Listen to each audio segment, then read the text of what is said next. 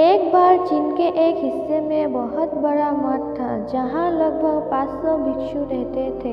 वह सभी अपने गुरु के मार्गदर्शन में खुद को जानने का अभ्यास कर रहे थे। एक दिन एक लड़का उस मठ में शिष्य बनने के लिए आया। उसने मास्टर से कहा, मास्टर, मैं खुद को जानना चाहता हूँ। मैं सच की तलाश कर रहा हूँ। मैं पता लगाना चाहता हूँ कि सच क्या है। मास्टर ने उसकी ओर देखा और कहा कि अगर तुम सच जानना चाहते हो तो तुम्हें अपना पूरा जीवन दांव पर लगाना होगा। सच को जानने में तुम्हारा पूरा जीवन लग सकता है, फिर भी इस बात की गारंटी नहीं है कि तुम्हें इस जीवन काल में सच का पता लगेगा या नहीं। शिष्य ने कहा, मास्टर, मैं यहाँ पीछे मुड़ने के लिए नहीं आया हूँ, मैं इसके लिए तैयार हूँ। गुरु ने कहा, अगर ऐसा है तुम एक काम करो, इस मठ में 500 भिक्षु रहते हैं, तुम उनके लिए चावल कूटने का काम करो। बस सुबह से शाम तक चावल कूटने का ही काम करो और जब तुम थक जाओ तो सोने चले जाओ। फिर अगली सुबह उठकर चावल को कूटना शुरू कर दो। इसके अलावा कुछ और मत करना, किसी और चीज़ के बारे में मत सोचना। बस इस रास्ते पर चलते रहना और दोबारा मेरे पास मत आना। ज़रूरत पड़ने पर मैं खुद तुम्हारे पास आऊँगा। उस लड़के ने गुरु के आदेश का पालन करते हुए चावल कूटना शुरू कर दिया। उस मठ में 500 शिष्य थे। उन सभी को समय समय पर भोजन की आवश्यकता पड़ती थी, इसलिए वो बहुत जल्दी उठ जाता था और रात को देर तक चावल कूटता रहता था। जब वो थक जाता था उसी कमरे में सो जाता था। वहाँ वो चावल कूटता था। वो किसी से बात नहीं करता था और ना ही कोई उससे बात करने के लिए उसके पास आता था। कुछ महीने तक चावल कूटते हुए उसके मन में पुराने विचार आते रहे, लेकिन उन विचारों को कोई नया विषय में नहीं मिला, तो वो अपने आप ही मिट गए।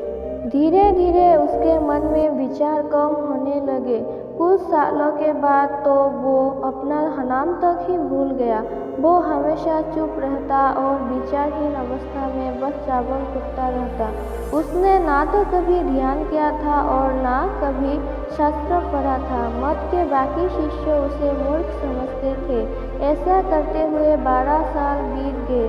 12 साल बाद एक दिन मास्टर ने घोषणा की, अब मेरा आखिरी समय आ रहा है और मुझे अपना उत्तराधिकारी चुनना है, जो मेरे बाद मठ का मुखिया होगा। इसीलिए मेरा कोई भी शिष्य है जिससे लगता है कि उसे आत्म साक्षात्कार हो गया है और उसने खुद को जान लिया है, तो रात को मेरे दरवाजे के पास आकर उस दीवार पर कुछ पंक्तियाँ लिखे जिसमें उसकी जिंदगी का सारा अनुभव समाया हो। कई शिष्यों ने ऐसा करने के बारे में तो सोचा, पर मठ के प्रमुख शिष्यों में से एक ने वहां जाकर कुछ पंक्तियाँ लिखी। उसे बुद्ध धर्मग्रंथ का बहुत ज्ञान था। सभी शिष्यों को लगता था कि वो उस मठ का उत्तराधिकारी बन सकता है। उसने लिखा था कि मन एक दर्पण की तरह है जिस पर विचारों और इच्छाओं की धूल जमा हो जाती है। इस धूल को हटाने के लिए ही ध्यान करते हैं। जिसकी धूल हट जाती है और मन का दर्पण साफ हो जाता है, वो मोक्ष को प्राप्त कर लेता है। अगली सुबह जब मास्टर उठे और उन्होंने इन पंक्तियों को देखा और उन्होंने कहा कि किस बेवकूफ़ ने यह सब कचरा मेरे दीवार पर लिखा है। वो शिष्य जिसने यह लिखा था वो चुप रहा। हालांकि उसने जो पंक्तियाँ लिखी थी वो ज्ञान से भरी थी, लेकिन यह सब किताबी ज्ञान था। वो शिष्य बहुत चालाक था। उसने पंक्तियाँ लिखी पर उसने नीचे अपने हस्ताक्षर नहीं किए, क्योंकि वो स्वयं इसके बारे में निश्चित नहीं था कि ये सही है या नहीं, क्योंकि उससे आत्म साक्षात्कार नहीं हुआ था। गुरु ने पंक्तियों को पूरी तरह से खारिज कर लिया। ये देखकर सभी हैरान रह गए। यह घटना पूरे मठ में चर्चा का विषय बन गई। इस विषय पर बात करते हुए दो शिष्य उस शिष्य के पास से गुजरे जो 12 साल पहले यहाँ आया था और दिन रात चावल कूटता रहता था। दोनों की चर्चा सुनकर वो धीरे से हंस पड़ा। दोनों शिष्यों ने उससे पूछा कि तुम क्यों हंस रहे हो? दोनों शिष्यों की नज़र में यह चावल कूटने वाला तुच्छ ही भिक्षु था। किसी ने उसे ना तो कभी ध्यान करते हुए देखा था, ना ही कभी शास्त्र पढ़ते हुए। हर कोई उसे मूर्ख समझता था, जो बस चावल को ही जानता था। उस मठ में बहुत बड़े बड़े विद्वान थे, लेकिन उस चावल कूटने वाले को किसी से कोई मतलब नहीं था। इसलिए वो दोनों शिष्य उसे मुस्कुराता हुआ देखकर चकित रह गए। उन्होंने फिर उनसे पूछा कि तुम क्यों हंस रहे हो? उसने जवाब दिया, मैं इसलिए हंसा कि मास्टर सही बोल रहे हैं, यह सब पंक्तियाँ कचरा है, इन पंक्तियों का कोई मूल्य नहीं है। वो दोनों शिष्य चौंक गए। उन्होंने उससे पूछा कि क्या तुम ऐसी पंक्तियाँ लिख सकते हो जो इससे भी बेहतर हो? चावल पीसने वाले ने जवाब दिया, नहीं, क्योंकि मैं अनपढ़ हूँ, लेकिन हाँ, मैं कुछ पंक्तियाँ कह सकता हूँ। अगर तुमने उन पंक्तियों को तुम लिख सकते हो तो मैं तुम्हारे साथ जाने के लिए तैयार हूँ। उन दोनों शिष्यों ने कहा, ठीक है। वे मास्टर के कमरे के पास गए और चावल कूटने वाले ने कुछ पंक्तियाँ बोले और दूसरे शिष्यों ने उस दीवार पर लिख दिया और उन पंक्तियों के नीचे लिख दिया कि चावल कूटने वाला। उन्हें लगा कि मास्टर इस पर भी गुस्सा करेंगे। जो पंक्तियाँ उसने लिखने के लिए कहा था बहुत अद्भुत थी, और वो पंक्तियाँ थी, मन तो बस एक का भ्रम है, ना तो मन है, ना ही मन का कोई दर्पण है, और जब मन ही नहीं है तो भूल कहाँ ठहरेंगी। जो यह जानता है वो सच को जान गया। जब गुरु ने ये पंक्तियाँ देखी तो वे आधी रात को उठे और चावल कूटने वाले के पास गए।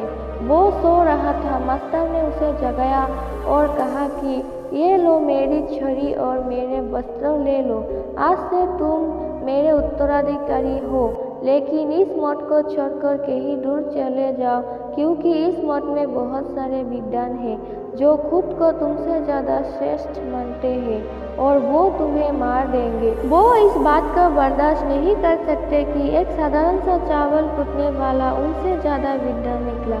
तुम्हें वो सारा ज्ञान हो गया है जो मुझे है।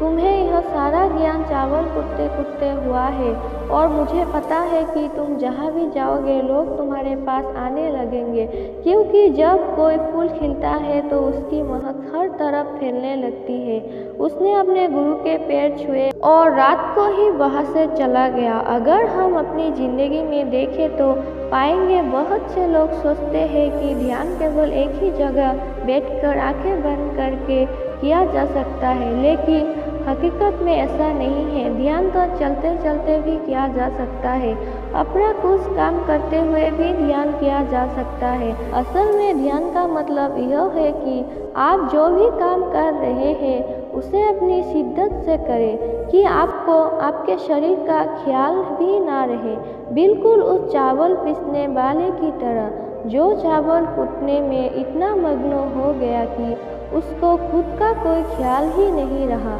उसने चावल कूटते हुए ही उसने आत्म साक्षात्कार प्राप्त कर लिया। हर समय वर्तमान में रहना और कुछ नहीं सोचना। मन तब तक ही है जब तक विचार है। जब विचार ही नहीं रहेंगे तो मन भी गायब हो जाएगा। जब मन ही नहीं रहेगा तभी तुम अपने आप को अच्छे से जान पाओगे। असल में हमें अपने वास्तविक रूप को जानने के लिए कोई अन्य साधना करने की आवश्यकता नहीं है। हम जो कुछ भी कर रहे हैं बस उनमें हमें पूरी तरह से खो जाने की ज़रूरत है। अपने काम में इस कदर से लीन हो जाओ क्या आपका काम ही ध्यान बन जाए।